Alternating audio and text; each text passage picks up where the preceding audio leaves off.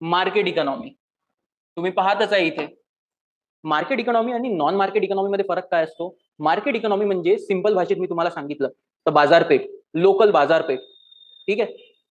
जिथून तुम्ही भाजीपाला घेता, तुमचे भाजीपाल्याचे जे बाजार आहे ते मार्केट इकॉनॉमी आहे. तिथे प्राइस स्टार्टिंग पासून फिक्स नसते.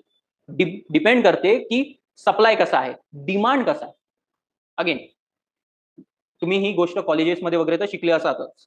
Demand and supply. जे लोक नाही शिकले बिचारे 10th नंतरचे जे व्ह्युअर्स आपल्याला पाहत आहेत त्यांना मी हे सांगेन, डिमांड अँड सप्लाय वर्क कसा करतो.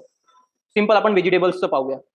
पावसाळा आहे सध्या, जे पालेभाज्या आहेत ते जास्त महाग राहील आता बिकॉज ऑफ दी डिमांड आहे आणि सप्लाय चुकतोय बिकॉज हर ठिकाणी जसं की विदर्भात सध्या पाऊस सुरू आहे, होऊ शकते पश्चिम महाराष्ट्रामध्ये पाऊस कमी असेल. हर गोष्ट विदर्भात जी भाजी विकली जाते विदर्भातच ती पूर्णपणे त्याचं फार्मिंग होते असं नाही. आपण ही सप्लाय चेन आहे. खूप साऱ्या गोष्टी जे विदर्भात विकल्या जातात ते पश्चिम महाराष्ट्रातून येतात. पश्चिम महाराष्ट्रात खूप साऱ्या ज्या गोष्टी विकल्या जातात ते विदर्भातून जातात. ही एक सप्लाय चेन आहे.